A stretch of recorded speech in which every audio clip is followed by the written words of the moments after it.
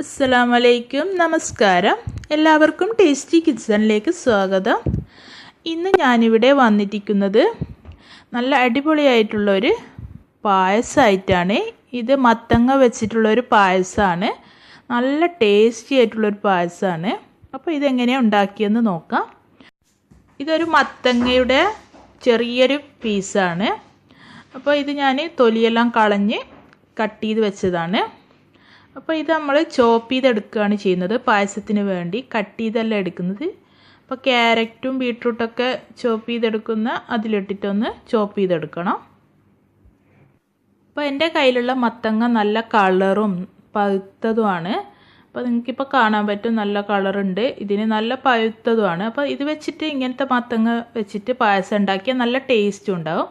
നിങ്ങൾക്ക് ഇതുപോലെ തന്നെ ഉള്ള മത്തങ്ങ കിട്ടുകയാണെങ്കിൽ ഇതുപോലത്തെ മത്തങ്ങ വെച്ചിട്ട് പായസം ഉണ്ടാക്കിയാലാണ് കൂടുതൽ ടേസ്റ്റ്. അപ്പോൾ ഇത് ഞാൻ മുഴുവനായിട്ട് ചോപ്പ് ചെയ്തെടുത്തിട്ടുണ്ട്. ഇത് ഇനി കുക്കറിലാണ് വേവിച്ചെടുക്കുന്നത്. കുക്കറിലേക്ക് ഇതങ്ങ് ഇട്ട് കൊടുക്കുക. അപ്പോൾ ഇത് വേവിച്ചെടുക്കുന്നത് ശർക്കര പാനിയിലാണ്. ഞാൻ ശർക്കര ഉരുക്കി വെച്ചിട്ടുണ്ട്. കുറച്ച് വെള്ളം ചേർത്തിട്ട് 2 അച്ച് ശർക്കര എടുത്ത് കുറച്ച് വെള്ളം ചേർത്തിട്ട് ഉരുക്കി വെച്ചതാണ്. അപ്പോൾ അത് ഇതിലേക്ക് ആഡ് ചെയ്ത് കൊടുക്കാം. ഇനി കുക്കർ അടച്ച് വെച്ചിട്ട് ഒരു വിസിൽ വന്നാൽ മതി. മത്തങ്ങ വെന്ത് കിട്ടും. അപ്പോൾ ഇതൊന്ന് അടച്ച് വെച്ച് വേവിച്ചെടുക്കാം.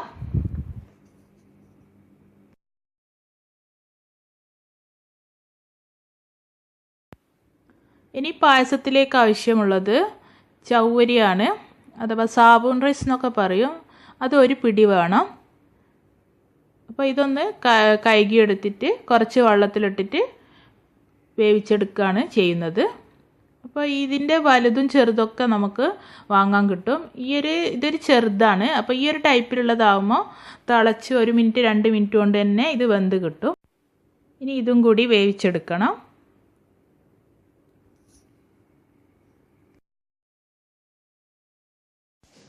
മത്തങ്ങ ഇവിടെ വെന്തിട്ടുണ്ട്. ഇതിലേക്ക് വേവിച്ച് വെച്ച ചൗവരിയും കൂടി ചേർത്ത് കൊടുത്തിട്ടുണ്ട്. അപ്പോൾ ഒരു വിസിൽ വന്നപ്പോൾ ഞാൻ കുക്കർ ഓഫ് ചെയ്ത് അതിൻ്റെ എയറൊക്കെ പോയപ്പോൾ ആണ് തുറന്നത്. ഇതിൽ വേവിച്ച് വെച്ച ചൗവരിയും കൂടി ചേർത്തൊന്ന് മിക്സാക്കി കൊടുക്കാം. അപ്പോൾ ഈ ഒരു പായസം എൻ്റേതായ ഒരു രീതിയിലുള്ളൊരു പായസമാണ് കേട്ടോ. ഞങ്ങളവിടെയൊക്കെ മത്തങ്ങ കൊണ്ട് വിരകിയിട്ടാണ് ഞങ്ങൾ ഇത് കഴിക്കാറ്. പായസം ഞാനങ്ങനെ കുടിച്ചിട്ടില്ല. അപ്പോൾ ഞാൻ എൻ്റേതായ രീതിയിൽ ഇങ്ങനെ ഉണ്ടാക്കി നോക്കിയപ്പോൾ നല്ല ടേസ്റ്റ് ഉണ്ട്. അപ്പോൾ ഇത് നിങ്ങൾക്ക് ഉണ്ടാക്കി നോക്കുമ്പോൾ നിങ്ങൾക്കും ഇത് മനസ്സിലാക്കാൻ പറ്റും. അപ്പോൾ ഇതിൽ മധുരം ഒന്ന് ബാലൻസ് ചെയ്യാൻ വേണ്ടി കുറച്ചൊരു ഉപ്പ് ചേർത്ത് കൊടുക്കണം. ഒരിത്തിരി ഉപ്പ് ചേർത്താൽ മതി. ഇനി ഇതിലേക്ക് പാല് ചേർത്ത് കൊടുക്കാം. 1 കപ്പ് പാല് ചേർത്ത് കൊടുക്കുന്നുണ്ട്. ഞാനിവിടെ പാലാണ് എടുത്തത്. തേങ്ങാപ്പാലാണെങ്കിൽ ഇതിലും ടേസ്റ്റ് ഉണ്ടാവും.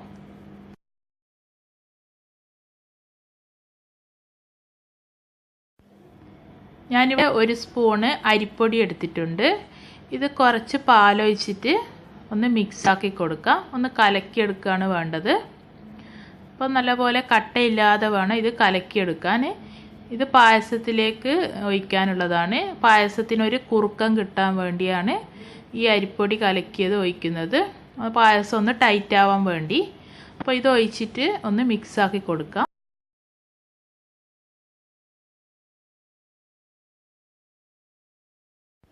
പായസം നല്ലപോലെ തിളച്ചാൽ സ്റ്റൗ ഓഫ് ചെയ്യാം.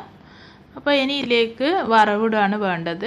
അപ്പോൾ ഇതിൽ ഈ ടൈമിൽ നമുക്ക് മധുരമൊക്കെ ഒന്ന് നോക്കണം. മധുരം കുറവാണെങ്കിൽ നിങ്ങൾ കുറച്ച് പഞ്ചസാര ചേർത്ത് കൊടുത്താൽ മതി. അപ്പോൾ ഞാനൊന്ന് നോക്കട്ടെ ഇതിൽ മധുരമൊക്കെ കറക്റ്റാണോന്ന്. അപ്പോൾ ഇതിൽ മധുരമൊക്കെ കറക്റ്റാണ്. അപ്പോൾ ഇനി ഇതിലേക്ക് വറവിടാൻ വേണ്ടി കുറച്ച് നെയ്യ് ഒഴിച്ചിട്ടുണ്ട്. ഇനി കുറച്ച് തേങ്ങാക്കൊത്ത് എടുത്തിട്ടുണ്ട്. പിന്നെ അണ്ടിപ്പരിപ്പാണ് ഞാൻ എടുത്തത്. തേങ്ങാക്കൊത്ത് ആദ്യം ഇട്ട് കൊടുക്കാം. ഒന്ന് ചെറുതായിട്ടൊന്ന് മൂത്ത് വരുമ്പോൾ അതിലേക്ക് അണ്ടിപ്പരിപ്പ് അങ്ങ് ചേർത്ത് കൊടുക്കാം. ഇത് പായസത്തിലേക്ക് ചേർത്ത് കൊടുക്കാം. ഇനി ഇതിലേക്ക് ചേർത്ത് കൊടുക്കേണ്ടത് കുറച്ച് ഏലക്കപ്പൊടി അങ്ങ് ചേർത്ത് കൊടുക്കണം. ഏലക്കപ്പൊടി നിങ്ങളെ കയ്യിലില്ലെങ്കിൽ 2-3 ഏലക്ക എടുത്തിട്ടൊന്ന് കുത്തിയിട്ടങ്ങ് ഇട്ട് കൊടുത്താൽ മതി. പായസം ഇവിടെ റെഡി ആയിട്ടുണ്ട്. ക്യാമറയിൽ നിങ്ങൾക്ക് കാണാൻ പറ്റുന്നുണ്ടോയെന്നറിയില്ല. കാണാൻ നല്ല ഭംഗിയും ഓറഞ്ച് കളറും മത്തങ്ങയുടെ ഈ ഓറഞ്ച് കളറും നല്ല ടേസ്റ്റി ആയിട്ടുള്ള പായസമാണ്. അപ്പോൾ തീർച്ചയായും നിങ്ങളിത് ട്രൈ ചെയ്ത് നോക്കണം. അപ്പോൾ എൻ്റെ മോന് പായസം കുടിക്കുകയാണ്. അപ്പോൾ ഇഷ്ടമായിട്ടുണ്ടെങ്കിൽ തീർച്ചയായും ലൈക്ക് ചെയ്യുക, അതുപോലെ തന്നെ ഷെയർ ചെയ്യുക. അപ്പോൾ എൻ്റെ ചാനൽ ഇതുവരെ സബ്സ്ക്രൈബ് ചെയ്യാത്തവരുണ്ടെങ്കിൽ താഴെയുള്ള ചുവന്ന സബ്സ്ക്രൈബ് ബട്ടൺ ക്ലിക്ക് ചെയ്ത് സപ്പോർട്ട് ചെയ്യണം. അതിൻ്റെ അടുത്തുള്ള ബെല്ലൈക്കനും കൂടി പ്രസ് ചെയ്താൽ ഞാൻ ഇടുന്ന പുതിയ വീഡിയോസുകൾ നിങ്ങൾക്ക് അപ്പോൾ തന്നെ ലഭിക്കുന്നതായിരിക്കും. Thank you.